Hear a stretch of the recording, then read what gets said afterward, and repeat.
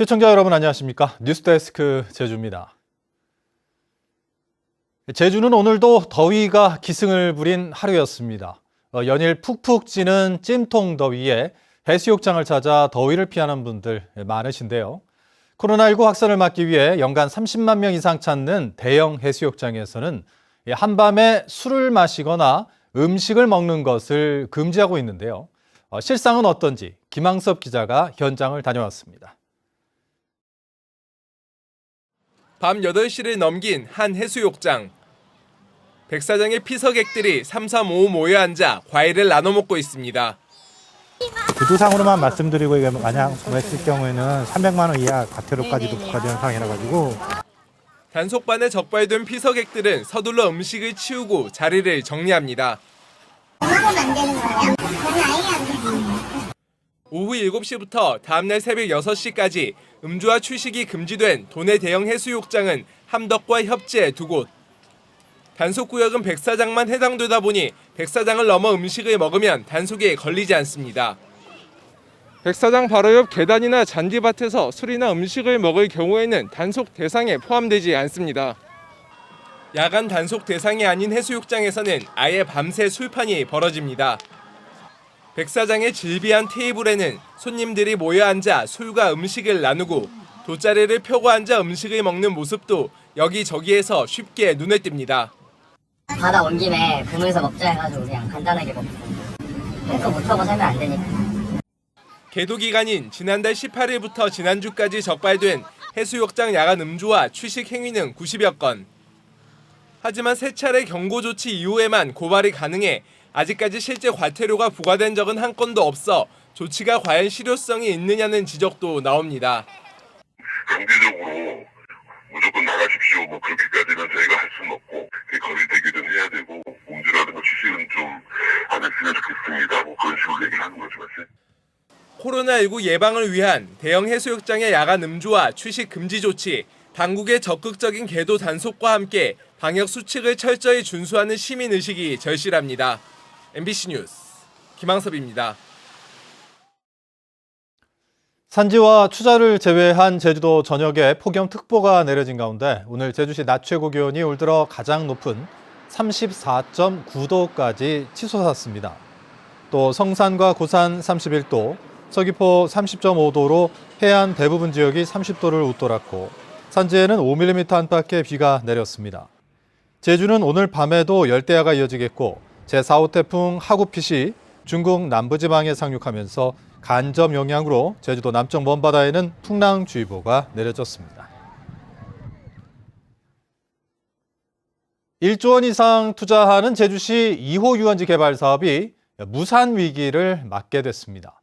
사업자 측이 공유수면 매립공사 대금을 갚지 못해 법원 경매로 사업 부지가 매각되면서 사업 승인 자체가 어려워질 것으로 보입니다. 이소형 기자입니다. 중국 분마그룹 자회사인 제주분마 2호랜드가 1조 원을 들여 2호 해수욕장 인근 23만 제곱미터 부지에 컨벤션과 마리나 호텔, 콘도 등을 조성하겠다는 2호 유원지 개발 사업. 해양경관 훼손 논란 속에서도 지난해 환경영향평가 심의를 통과했고 도지사의 최종 사업 승인만 남은 상태입니다. 하지만 사업자가 공유수면 매립 공사비 등 118억 원을 갚지 못해 사업 자체가 무산될 위기에 직면했습니다. 2호 유원지 전체 사업 부지의 20%인 86필지 4만 7천 제곱미터가 법원 경매에 등장한 건 지난해 말. 1차 경매에서 6필지 3,700여 제곱미터가 24억 원에 팔렸고 8개월 후 열린 2차 경매에서 나머지 80필지 가운데 42%인 34필지 16,000여 제곱미터가 낙찰됐습니다. 돈을 받아야 되니까 저번에 2번 연기해줬어요. 연기해줬는데 회장의 의지에 달려있기 때문에 돈이 들어와야 되는데 사업자가 제주도로부터 사업 승인을 받으려면 경매를 통해 매각된 토지를 모두 사들여야 하는데요. 하지만 막대한 비용이 들 것으로 보여 사업 추진에 난항이 예상됩니다. 제주도는 사업자가 부지를 100% 확보하지 않으면 사업 승인을 내주지 않겠다는 입장. 사업 허가 기간은 올해 말까지여서 사실상 사업 무산 가능성에 무게가 실리고 있습니다. 토지 수요 현황을 제출하라고 하겠습니다. 문서로 해서 그 부분을 잘 들여다봐서 이제 사업 지정자 요건이 안 되면 법률자문을 걸쳐서 사업자 취소 여부를 검토해 나갈 계획입니다. 이번 2차 경매 낙찰건은 오는 17일 최종 매각이 결정되는 가운데 다음 달에도 46필지에 대한 3차 경매가 예정된 상황. 제주 현지 사업소는 물론 제주도도 최근 중국 분마그룹 회장과 연락마저 두절돼 본사의 사업 추진 의지 자체가 사라진 것 아니냐는 이야기도 나오고 있습니다. MBC 뉴스 이소연입니다. 최근 제주 해군기지 진입도로 공사의 환경영향평가서에 멸종위기 식물 서식지가 엉뚱한 곳에 표시돼 논란이 일고 있는데요. 제주 MBC 취재 결과 당시 환경부가 환경영향평가를 진행하면서 사실상 현장 조사나 회의도 없이 서류만 보고 통과시켜준 것으로 드러났습니다. 조인호 기자입니다. 제주 해군기지 진입도로 환경영향평가서에 엉뚱한 곳에 위치가 표시된 서귀포시 강정동 단팔수입니다. 이 나무는 환경영향평가 2년 전인 2013년 문화재청이 천연기념물로 지정해 안내판까지 세워놓았습니다. 하지만 평가가 끝난 지 5년이 지나도록 위치가 잘못된 것을 아무도 모르다 최근에야 마을 주민이 발견했습니다. 이게 잘못됐다 확인해달라 이렇게 얘기하면 또 영산강유역청이나 이런 데서는 그게 맞다고 또 답변을 보내줘요. 그러니까 그분들도 나와서 사실은 현장 확인을 안 해요. 당시 해군이 영산강 유역 환경청에 제출한 환경영향평가 보고서를 찾아봤습니다. 동물과 식물을 현지 조사한 기간은 2014년 8월 28일부터 30일까지 단 사흘. 그런데 멸종위기 식물인 솔잎나는 대학 박사 논문을 확인해도 정확한 위치를 확인할 수 없었다면서도 서식처 훼손은 없을 것이라고 써놓았습니다. 그리고 남의 논문에 적혀있는 내용과 사진을 그대로 올려놓았습니다. 이렇게 작성된 보고서에 대한 심의는 어떻게 진행됐을까? 서귀포시청 국장을 위원장으로 환경영향평가 협의회를 만들었지만 실제로 회의는 열지 않고 서면 심의만 했습니다. 위원 한 명이 환경훼손이 우려된다며 현지 조사를 하라는 의견을 제출했지만 해군은 현지 조사를 했다는 답변 한 줄로 심의를 통과했습니다. 특별자치도 출범 이후에 제주 지역에 이제 그 환경부 산하에 있는 환경기관들이 지금 없다 보니까 이런 현장 확인이라든지 또 이런 대행 업무들이 좀 소홀하게 진행이 되는 거죠. 그래서 환경부는 2015년 제주도가 추진하는 비자림로 확장 공사도 멸종위기 동식물이 없다며 환경영향평가를 통과시켰지만 최근 재조사에서는 수십여 종이 발견됐습니다. 하지만 조사를 맡았던 업체만 과태료 500만 원을 물었을 뿐 부실한 심의에 대해서는 아무도 책임지지 않고 있습니다. MBC 뉴스 조인호입니다. 비자림로를 지키기 위해 뭐라도 하려는 시민들은 지난 5월 제주도가 확장 공사를 재개한다며 벌목한 구간에서 지난달 5차례에 걸쳐 곤충 로드킬을 조사한 결과 461마리가 죽은 것을 확인했다고 밝혔습니다. 이들은 이곳에서 발견된 야생 생물인 애기뿔 소똥구리 등 곤충들이 어두운 곳에서 자동차 불빛에 반응하는 특성을 갖고 있어 삼나무 벌목과 차량 이동 증가는 부정적인 영향을 미칠 것이라고 주장했습니다. 제주도가 포화된 서귀포시 남원 공공하수처리장의 시설을 늘리기 위해 공사를 발주했는데요. 입찰 기준을 놓고 참여업체들이 반발하는 등 잡음이 커지고 있습니다. 박성돈 기자입니다. 하루 적정 처리 용량 8,000톤을 넘고 있는 서귀포시 남원 공공하수처리장. 제주도는 2022년까지 처리 용량을 2배로 늘리는 사업비 90억 원 규모의 공사를 공개 입찰했습니다. 입찰에는 22개 업체가 참여해 현재 순위별 자격 적격 심사가 진행 중입니다. 그런데 제주도는 최근 입찰 참여 자격 가운데 공사 실적을 제출해야 하는 업종이 잘못됐다며 심사 대상 업체에 통보했고 제주도가 새로 제시한 자격 기준에 낙찰 순위 1, 2위에 올랐던 업체들은 탈락할 처지에 놓였습니다. 이에 대해 업체들은 입찰 공고에는 공사 실적에 대한 특별한 제한을 두지 않고서 본격적인 심사가 시작되자 엄격한 기준을 제시한다며 반발하고 있습니다. 굉장히 황당한 경우죠. 약속된 규정대로 가야 됨에도 행정에 대한 신뢰를 깨트린 거라고 생각을 하고 있습니다. 저희가 입찰에 참여할 이유가 없었죠. 처음부터 이 공사에 들어갈 수 있는 자격이 안 되니까요. 제주도가 공고한 입찰 자격입니다. 여러 업체가 콘소시엄을 구성해 입찰에 참여할 수 있고 하수처리시설 공사 실적이 하루 5,300제곱미터 이상 돼야 한다고 적혀 있습니다. 하지만 2년 전 비슷한 사업 입찰 때와 달리 컨소시엄 업체 중 산업환경 설비 업체가 공사 실적을 충족해야 한다는 규정은 삭제됐습니다. 이 때문에 업체들은 규정이 완화됐다고 판단해 다수 입찰에 참여했고 낙찰 우선순위에 올랐던 업체들은 제주도가 뒤늦게 정부의 유권 해석까지 제시하며 강화된 기준을 적용하려 한다며 반발이 커지고 있습니다.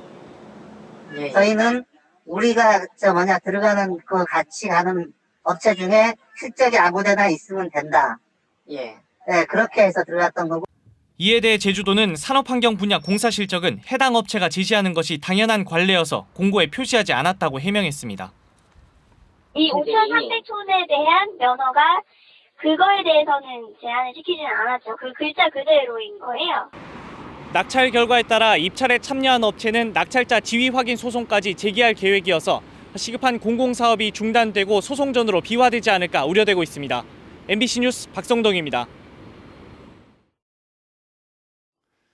제주도의회가 기획재정부 장관과 관세청장을 상대로 대기업 면세점 신규 특허를 허용한 이유에 대해 공식 답변을 요청했습니다. 도의회 포스트 코로나 대응 특위는 지역 정서를 외면하고 신규 특허를 허용한 이유와 특허 허용 결정을 철회할 의향은 없는지, 허용 조건으로 제시한 토산품과 특산품의 범위는 무엇인지를 기재부와 관세청에 질의했다고 밝혔습니다. 포스트 코로나 특위는 지난달 31일 제주 지역 대기업 면세점 신규 특허 결정을 철회하라는 성명을 채택했습니다. JDC가 차입금을 대폭 늘리는 등 비상 경영에 들어갔습니다. JDC는 최근 이사회를 열고 차입 예산을 당초 계획보다 갑절 이상 많은 2,378억 원으로 증액하는 1차 추경안과 일시 차입 추진안 등을 의결했습니다. 이로 인해 JDC의 부채 비율은 9.2%에서 35%로 높아졌습니다.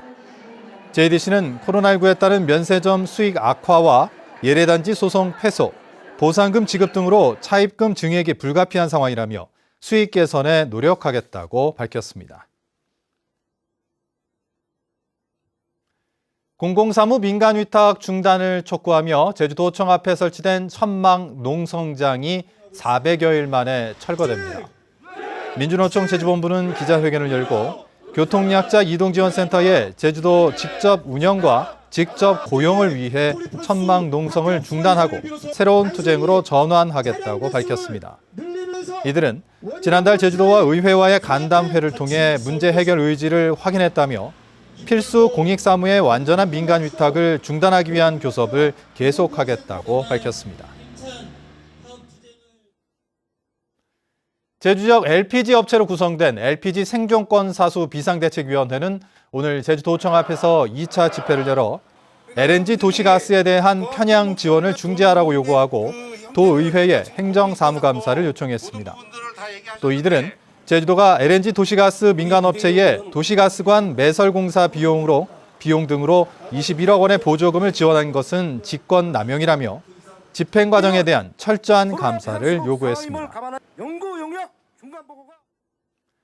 코로나19 방역을 위해 사투를 벌이는 보건의료진에게 위문품이 전달됐습니다. 한국생활개선 제주도연합회는 오늘부터 이틀 동안 도내 의료진과 발열검사 요원 650명에게 감귤 주스와 과즙 등 제주산 농산물을 가공한 2만 원 상당의 꾸러미를 전달합니다.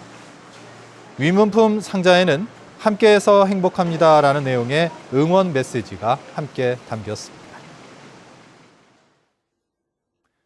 오늘 아침 8시 20분쯤 제주시 아라일동 관음사 입구 제1산록도로에서 갓길을 걷던 30살 A씨 등 등산객 2명이 육군 특전사령부 부대 버스에 열려있던 짐칸 문에 부딪혀 치여 A씨가 숨지고 B씨가 다쳤습니다.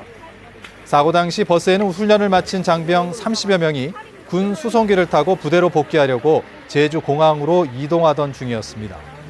경찰은 버스 운전병을 상대로 짐칸 문이 열린 이유 등 정확한 사고 경위를 조사하고 있습니다. 어제 오전 11시 20분쯤 제주시 우도 북동쪽 39km 해상에서 조업하던 추자선적의 44톤급 유자망어선에서 한국인 선원 34살 신모 씨가 폭행과 감금을 당했다며 해경에 신고했습니다. 해경은 경비함정을 보내 신고 선원을 구조하고 해당 선박에 입항 조치를 내리고 선장과 선원을 상대로 정확한 경위를 조사하고 있습니다. 제주지방법원 서근찬 판사는 층간소음 시비로 이웃 주민을 폭행한 혐의로 기소된 41살 임모 씨에게 벌금 500만 원을 선고했습니다.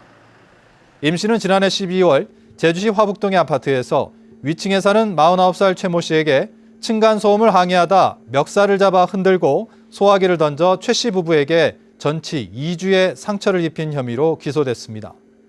한편 임 씨에 대항해 함께 멱살을 잡은 혐의로 기소된 최 씨는 선고 유예 판결을 받았습니다.